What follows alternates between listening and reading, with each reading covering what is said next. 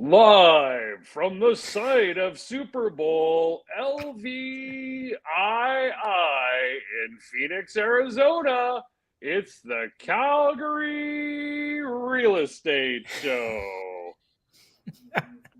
I can't even. We had to have a little fun with that.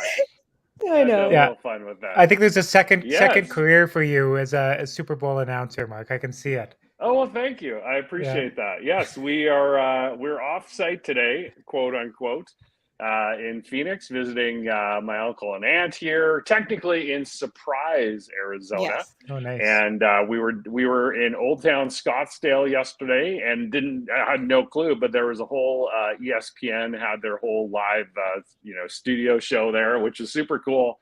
And then of course there's the Waste Management PGA tournament happening, so it's quite the beehive of activity down here in the desert. So with that in mind, we still have some Calgary stuff to get to. Natalie, if you would. All right, so here you kind of made a comeback again this week. There we go. New listings sold, 170 new listings, 183 sold for 107% sale to new listing ratio. Days on market dropped again down to 36. We had 86 price reduced, but look at the active detached and the total active, 941 for active detached, total active at 1930. So, interesting. Again, these stats are just kind of fun to watch on a week-to-week basis. And then once we get a 4-week trend, then that's something we definitely pay some more attention to. But Natalie, let's go to a year ago this week and what was going on outside of me only turning 53 last year at this time. Last year at this time, I was turning 53. Last year at this time, you were 53. You're now officially 54. Okay, so total sales are down 46.24%. New listings are down 43.31%. So if you're going to sell your house, get it on the market. It'll sell. Active listings are down 8.29%. And days on market is up 24.14% to 36 days, like Mark had just said last slide. Yeah, because I think realistically last year at this time, it was, this is when it was starting to explode. Yeah. And so that doesn't surprise me. But 36 days on market is still not bad. And keep in mind, that's the average, right? That is the average. And what we're seeing anecdotally is a lot different than that. We had a property that clients of ours are interested in kind of the west side of Calgary, up on the West Hill, and it went pending 6 hours on the market. Probably had an offer prior to it being listed, but in any case, that was up at the $1 million kind of price point. So. And then we wanted to take a look. So we've talked, apartment condos is such an interesting segment. And I know a lot of our clients either own them as investment properties or, have them as their primary residence. So I just wanted to do a quick case study. Mahogany, because it's, an area that we've been showing in with some clients in that area. And we've been just seeing so many of them sell super quickly. So thought this was interesting to look at a case study there for not only the benchmark price and then the sale to list price percentage comparison. So just before we get into that, from 2014 to 2020, as you can see there, 184 sales total. In 2021, there was 80, and last year there was 144 sales of apartment condominiums in Mahogany. Pretty crazy. So if you look at 2014, and this is when it, I think, really just essentially launched there. So we actually had no sales in 2014 or 15. 2018, it actually dropped down. Remember, the market was not great for sellers. It went down to 211,400. So if you bought in 2018, you've had a 32% increase in your house value over those past 5 years, which is crazy and these are all January benchmark prices.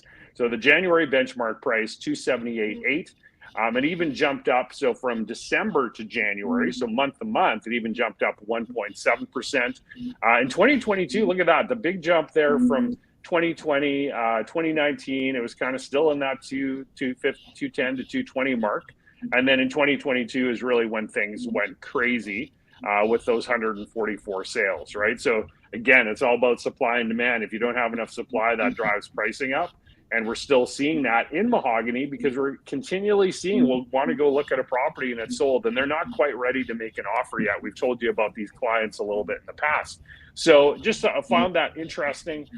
So whether you're buying in that neck of the woods or if you're selling, and what is it about mahogany, right? Well, number one, with apartment condos, they're the entry point, right, Jaden, for a lot of clients that are first-time buyers or maybe they're downsizers. So it's the entry point to home ownership for a lot of people. And then mahogany is such a desirable area. I mean, if you haven't been there, go check it out. Like the beaches, the lake, the kayaking, the big beach club that they have. Just it's a lake community done very, very, very well. And it's still relatively affordable when you think about Toronto, Vancouver, and markets like that. So just thought that would be interesting. So, hey, good for you people that bought in 2018 in mahogany because your house has gone up 32% in value. Yeah, and so we'll get on the rates, but I'm going to comment on that a bit as well, Mark. Like, it's just interesting to see, because I think there's, we talk a lot about, I do a lot of work with new to Canada people, and they're used to living in apartments in places like Brazil and a lot of Europe and things like that. But part of the Canadian dream tends to be that, that yard, that house with the yard and a little bit more space and you know what I mean. But what we're seeing with this, when you have nothing on in stock on the marketplace, people are being pushed back into that condo, and a lot of new to Canada people might be used to it, so that is a good entry level option for me, right? So exactly. it's really interesting still to see better that than market paying rent back. Oh, absolutely. Absolutely. And there's just, like you say, that get into mahogany like that, you couldn't have a better community.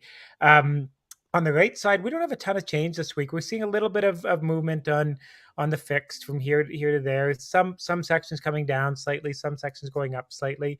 But one of the interesting things that I'm seeing is that there's some bonuses, some promo bonuses being paid on 5-year fixed by the lenders that I see out there. And so what does that mean? It means that your mobile mortgage specialist or your mortgage broker, or you might get paid a little bit more for selling you a 5-year fixed right now. And there's always a reason behind that, right? And in my mind, the reason behind that right now is that those banks are wanting to lock into that 5-year fixed, right? Like there's a couple different ways to do that. You can give the sellers a little bit more cash to make that happen, or decrease the rate a little bit. And so there's a push to get into that 5-year fixed. And honestly, that 4.5%, if we're looking from 3 months ago, doesn't look so bad. It looks like a pretty darn good rate, right?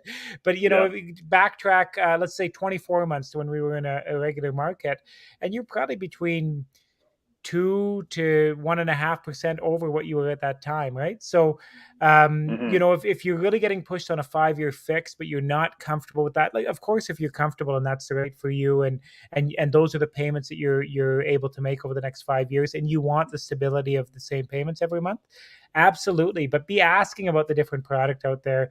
5-year fix, definitely far and away the most popular product on the market. In this particular market, in the economy we're in right now, might not be the best choice for you. Okay. Yeah. Good stuff. Okay, moving on. Today we're talking about 5 rules for small rooms to throw out the window. And I love this because not everybody has a huge house and a big McMansion. So the number 1, don't use dark colors. Totally disagree. Again, everyone knows that I love dark and moody, but something like this can really actually define a space and just make it just such a unique character room in any house. It doesn't matter whether it's built in 1980 or 1912. You can make it work for you. Number 2 is only using small scale furniture. Now, this is a tough one. Like we, for example, have a very narrow living room, and we had to maximize the width that we could get in a sofa, and we got the biggest one we could. And that's exactly what they're saying here is if you have the room to actually put a full-size sofa in, then do it. Don't put in a little love seat because it'll actually make the room look actually a little bit smaller. And it takes away from the use of space that you're using in there. And shameless plug here, Natalie. There is a video on our YouTube channel about the top renovations we've done to our home. So if you want to see our narrow living room and how Natalie did it, please Click the link up somewhere down there or below. I don't know. Down there somewhere. Okay, so the next one is open shelving is better than cabinetry. Totally disagree. Unless you are an absolute neat freak and can keep all your open floating shelves looking fantastic, it makes no sense. Something like this is a good example because you do have open shelving technically, but there's lots of closed cabinetries that you can tuck away things that you don't want everyone to see, and you don't have to be super tidy all the time. The last one is keep it simple and minimal. And everyone thinks with small rooms, it's got to be minimalistic. So it's like monochromatic colors or very soft tones, that kind of thing. No, put in wallpaper, do whatever you want, mix patterns. Like you can make it, it's your unique space. And there is a fundamental difference when I'm talking about this between designing and staging. Designing is for you in your everyday living and how you like a house. Staging is made for 85% of the people that are coming in your house. So if I'm looking at this, yep. I love this style, but it's definitely something that it's very personal. And if you were going to sell your house, the first thing I'd say is get rid of the couch and change the wallpaper. Yeah, that's a little specific. It's a little specific, yes. Ensure ceilings are white and featureless. Now, this one is quite extreme, this picture. I mean, that's all that rough hue and it's very strong, but it's always nice to have detailing and texture in a ceiling. Like if you can add beams or do a tray ceiling or whatever, it looks phenomenal. And it doesn't matter if your room is 10 by 10 or 20 by 20. It'll look good either way. So, and that is it. Awesome. Thank you very much, Natalie. All right, so we got some new community events happening. This is always fun. It is the cutest thing to watch, that Calgary Zoo Penguin Walk that's happening till mid-March. Yeah. You get those king penguins just waddling by. Looks awesome. Calgary Moke Folk Music Festival, or Moke Fusic Festival. The Block Heater Series happening February 9th to 12th. So that's kind of this weekend. That's in Inglewood, downtown venues, 32 different artists, 13 separate events. And then Calgary Zoo, again, they've got their In the Heat of the Night. Oh, boy. Ooh. My best Barry White impression. Have a date night out with your special someone in the NMAX Conservatory. And then the Fishtival. If you have kids or if you're a fishing person, it would be super cool to see this. This is at the Bow Habitat Station. Indoor activities to see what's beneath our waters in winter. I think that would actually be really, really neat. And then Natalie, go right back to the first slide. Go like zip, zip, zip, zip, zip, zip all the way back to the, yeah, one more. There we go. Super Bowl. Woo! The biggest event this weekend. Enjoy it, everybody. Jaden, what's your favorite Super Bowl snack? Oh, it's got to be nachos. We do like this great kind of chili dip with it. You can't go wrong with nachos, right? No, absolutely. You can't. You definitely cannot. Yeah. Big nacho guy. I mean, really anything with chips and dip, and you can keep it super basic. But Natalie, what's your favorite? Anything with cheese. But I think this weekend I'm going to actually make a buffalo chicken dip. Oh, cool. Trying something new. Okay. Trying something new. I found a recipe. I'll let you all know how it is next week. Yeah, we'll have an update for that next week. And Mark will actually let us know, not Natalie. She's biased, right? So Mark will let us know how that buffalo Mark went. will let you know. Exactly. I'll do the Mark version of it and then the Natalie version of it. Yes, yeah. Yeah. All right. Let's do some game picks here. Natalie, you go first. Chiefs or Eagles? Eagles, because I like Eagles. I don't know. I'm sorry. But you like Patrick Mahomes too. Oh, Patrick Mahomes is the Eagles? No, he's the Chiefs. Oh, he's the Chiefs. Okay, I'm sorry. I'm going with him. I didn't prep you for this. Yeah. I know. I like Are you still going with the Eagles then? No, I'm going with the Chiefs. Okay, that's what I figured. I like Mahomes. So I'm going to go against the grain. I'm loving Jalen Hurts coming out of, second round pick, coming out of nowhere and doing what he's done, and just complete team, right? And I think, Philly fans are crazy when they win. Yeah. I'm going to go against my wife as well. I think Philadelphia is real. I think it's going to be very close. I'm talking 3 points. 3 points, like 27-24. It's going to come right down to the end, just like the last time KC was in the Super Bowl and won against the 49ers. But I think it's going to be really, really close. And it was actually really fun. Oh, I'm gonna go full screen with us here. It was really fun to be downtown Old Town Scottsdale yesterday. You know what I noticed? A lot of Cowboys fans. They probably bought Super Bowl tickets thinking their team was gonna make it here. But of course, lots of Chiefs fans. It's not too far away for them, and lots of Eagles fans too. It's pretty cool to be in the city where the Super Bowl is happening. But no, I am not. I did not get a $6,000 US Super Bowl ticket. The GoFundMe is below, isn't it? That to get tickets for Mark and Natalie. Below, yeah. Help. Exactly. My thing I'm waiting to see at Super Bowl is to see who shows up in a Rough Riders jersey, because there's going to be one there. Yeah, we may be staying with some Riders fans, and they think that is fantastic when these Rider fans show up in their jerseys at unrelated sporting events.